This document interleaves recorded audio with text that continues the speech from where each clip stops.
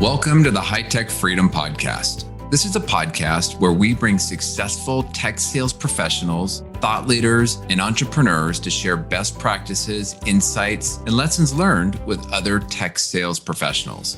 As a sales professional, the more we learn, the more we earn. Once we earn it, how can we put those hard-earned commission dollars back to work to build additional income streams that will create the freedom we are all working to achieve? I'm your host, Chris Freeman. I'm a high-tech sales leader, real estate investor, and lifetime learner.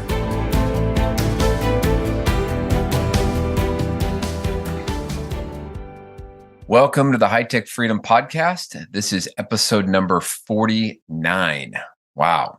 Well, if this is your first time listening, welcome. There are a number of really good episodes that you will enjoy.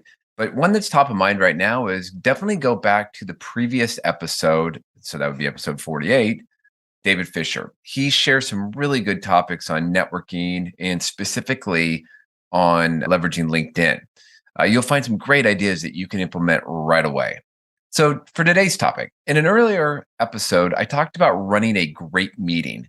This episode highlights some tips and best practices for that post-meeting follow-up. Now, think about this. Have you ever had a meeting where you went in and you just felt like you rocked it? It went well, felt like you clicked, you sent your follow-up, and then crickets, no response. Maybe they read it, maybe they ignored it, maybe they just took it and said, okay, yeah, looks good.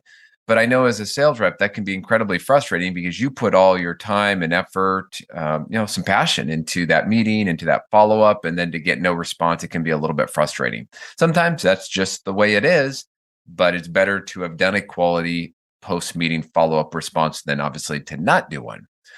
So I want to talk a little bit about some best practices on following up. So our success as sales professionals and as just sales individuals, really, our success is based on a collection of small things that we do well every day. Maybe some small things we do consistently every week.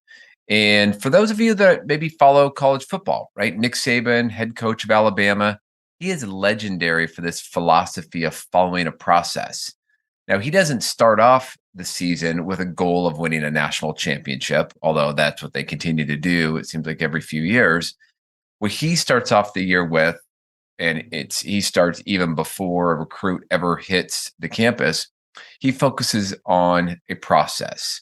He focuses on getting better every day. He focuses on eliminating mistakes. And as you do these things, it all piles up to small successes that build into big successes. Now, if you think about what are we paid to do as sales reps? It's customer meetings and then close business. And the customer meetings, that's the gold of what we do. It is the most important activity we do as professional sales reps. But what we do after is just as important. So I like you to think about, what do? Do you just send a thank you email? Do you send a meeting recap? Do you have some process or structure that you follow?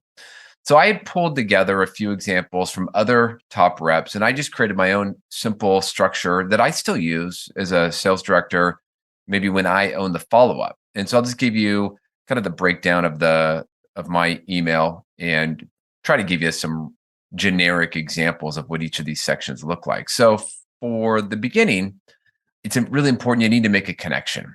And so you might open it up. Hey, really enjoyed the conversation, but then right away you need to make that connection because ultimately we're dealing with humans. So for example, it might be, hey, John, really enjoyed our conversation. By the way, good luck with dropping your son off at college next week, right? Probably built some rapport, learned that his kid was going to college. I just think it's really important to be authentic and make that connection and continue that connection from the meeting into the follow-up.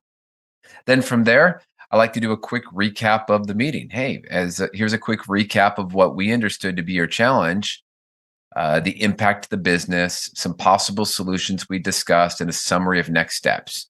This is one part that I'm a big fan of. Please keep me honest if I've missed anything. You can paraphrase that however you want, but you're asking for feedback.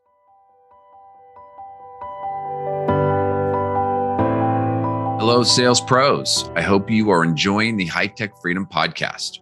If you are interested in learning more about passively investing in multifamily real estate, you can download our educational ebook at hightechfreedom.com. While there, you can also sign up for our newsletter where we will provide insights on real estate investing as well as sales tips so that you can continue to crush it in your high tech sales role. Now, I often hear people say, I'll get to that later, or I'll read that book later. Well, there's no time like the present to improve your knowledge. So I hope you take advantage of at least the newsletter.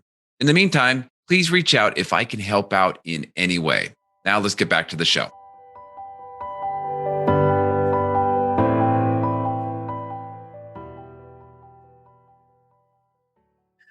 All right. Then the next section is more of the recap about what we heard in regards to the challenge. So that might be as a recap. Hey, we understand, or you stated that you have the ongoing expansion of some new business applications, like throwing a name, and maybe these new applications are being developed to be more cloud native and working in the public cloud, and they have a goal of being in multiple cloud vendors, but maybe they're having problems troubleshooting it, maybe they're having problems securing it, maybe they're having problems just generally managing it. So that's kind of the general problem that this particular maybe customer shared in a meeting. Then the next section is, okay, that's all great, that's a problem, how is it impacting the business? And that's where I like to then boil it down to, how does that problem trickle up to maybe the economics of the business, or trickle up to maybe the C level or the senior VP that that really feels this pain from a business perspective. So that might be the impact of the business. Hey, we briefly discussed how this is impacting your team's ability to meet uptime or to meet certain SLAs to the business, or maybe it's delaying the rollout of additional applications that the business is asking for, and maybe this is impacting the company's ability to, I don't know, hit some stated objective to reduce operational costs by a certain period of time, right? Just your accounts, your technology, how that translates to the business. That's where you want to capture it. And then I'll go into, all right, the next section, solutions discussed. Now, I try not to make this just my standard boiler template of whatever product or service or software it is that we're selling, but I like to make this more customer centric. So as an example, solution discussed. We discussed options to unify, management across multiple cloud vendors, as well as some of your legacy applications that are still sitting in your data center. We also discussed the ability, you wanted some portability across your two primary cloud providers, ultimately providing you the ability to quickly scale as the business comes with new requests, new projects, maybe a new acquisition, whatever it might be. So let's just say you can do all those things, right? You notice that I didn't make this about me as the vendor. All of those things we could do hypothetically. But all of that was really focused more on solutions and needs of the customer versus, me as a vendor and all my cool features and functions. All right.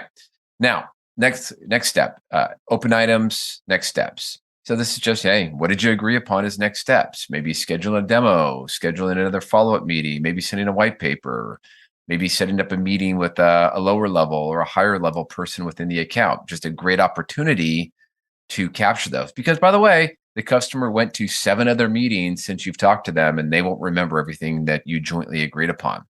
Now, one quick comment on this. Ideally, you have agreed upon next steps and action items, but maybe you ran out of time. Maybe the meeting ended abruptly. But let's just say that you didn't get it done. We're not all perfect. Well, this is an opportunity for you to insert your desired next step or action item. And if it's not right, or maybe the customer doesn't quite agree, you can always adjust it. But it's an opportunity to get that in there as part of the follow-up if you weren't able to get that mutual commitment during the meeting. Okay, so now you've crafted your follow-ups response, short, sweet, to the point. It's time to close it out. And this last piece is really my favorite piece, and I've seen it get a very high response rate. And I like to put in this sentence, customer name. So let's say John. Did I miss anything? That one sentence. John, did I miss anything? I'm specifically asking John a question, And the number of times that I've done this, the number of times I've been CC'd on these messages from my teammates, the response rate is so high. And sometimes the response rate is as simple as, nope, you got it all. Nope, nice work. Nope, agree with everything you said. And every once in a while, it might be everything looks great, but you left out this one thing. But you asked John a question, and John feels compelled to answer. So if you're not doing that, definitely insert that into your follow up. And then, obviously close it out with your own salutations, your own style, best regards, sincerely, whatever. So I guess in closing, what is so important here is that you have your own process. You create a template, make it consistent. Then when you have that consistency, you can make small tweaks or adjustments based on something that's working well or maybe something that's not working well. So if you're not getting a response, maybe you can reframe your question that is asking for a response. Maybe you can move it to the top of the email, maybe move it somewhere else in the email. The point here is when you have consistency, you can start to notice or even track changes within responses. I also love the consistent follow-up because you can build upon it for subsequent meetings. It kind of becomes like a way to map your buyer's journey. I'm actually going to have a topic on that here coming up in about a month or so.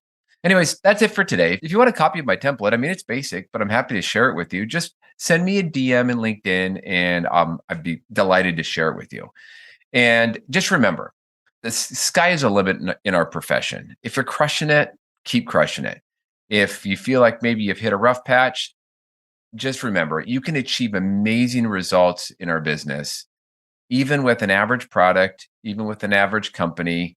The upside is still incredibly high. So it's about not quitting, keep grinding, keep building pipeline, keep focused on the future. Don't be looking in the rearview mirror. And if you keep doing that, you're going to eventually crush it if you're not already crushing it today. So until next week, make this the best week ever.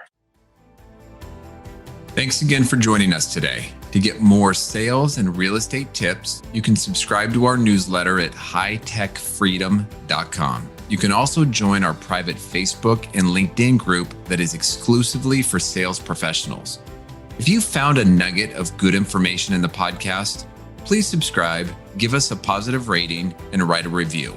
If there is a topic that you would like us to cover in the future, please send us a note through our website at hightechfreedom.com. Until next week, make this your best week ever.